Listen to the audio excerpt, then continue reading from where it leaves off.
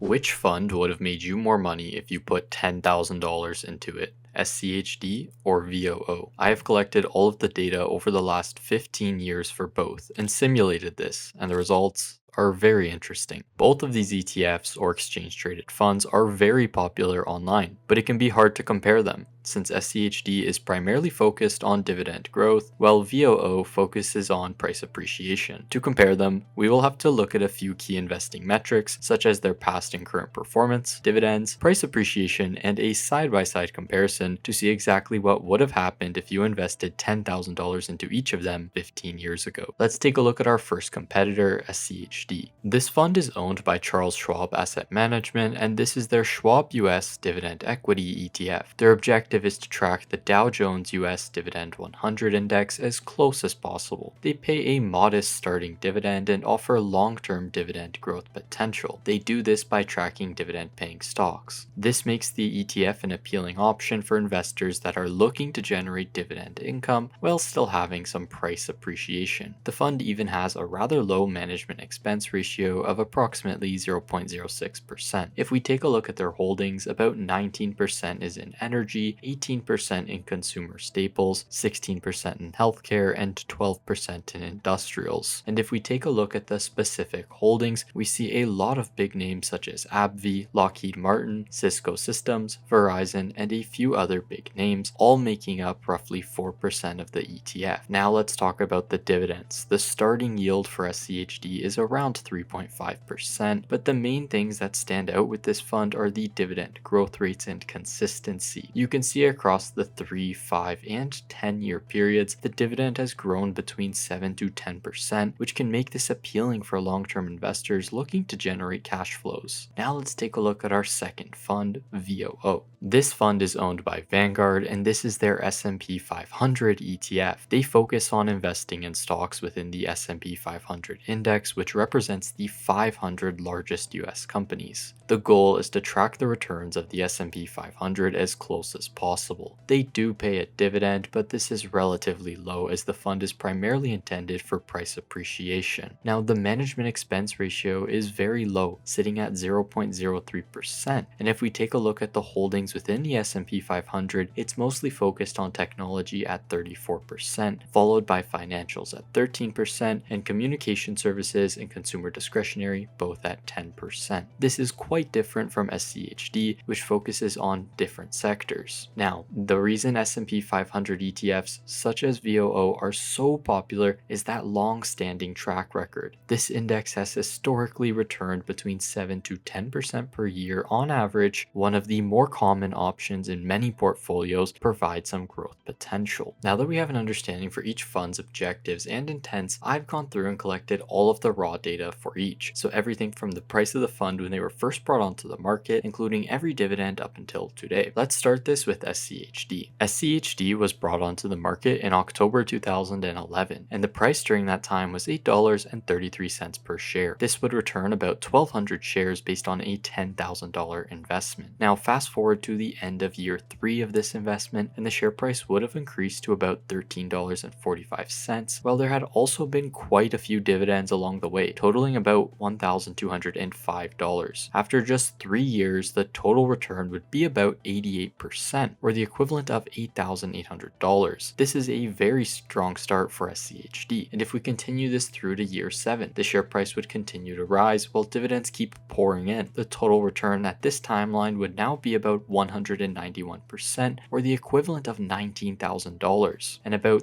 $3,600 would have came directly from dividends. Now, before we go too far with this position, let's take a look at how VOO would have performed during these same time periods. So since we started this experiment at the inception date of SCHD in October 2011, we'll use that same starting date for VOO. During this time, the ETF was trading around $111 per share, which would have returned about 89 shares. And if I move on to that 3-year mark, VOO would have gained some significant traction, rising to about $189 per share, meaning that the total return return was now 88%, or the equivalent of $8,800. Moving on to the end of year 7, and VOO would have increased quite a bit, making the total return about 191%, or roughly $19,000. And although this is a growth fund, about $2,500 of those total returns would have come from dividends along the way. Now, jumping to our final timeline here in January 2026, VOO is now trading around $635 per share, meaning that the total return would now be about 703%, or roughly $70,000, with about $7,100 coming directly from dividends. And comparing this to SCHD, which is now trading around $28.50 per share, the total return would be about 567%, which is roughly $56,750. About $13,000 of that would have come directly from those dividend payments. So between these timelines, VOO would have outperformed SCHD in terms of total returns. So both of these funds have performed very well over the last 15 years, but in this scenario, VOO has outperformed SCHD in terms of the total return. This comparison is interesting since VOO is known for its price appreciation, while SCHD is better known for its dividend income. Nonetheless, this was an interesting comparison. If you enjoyed this video, be sure to leave a like and subscribe.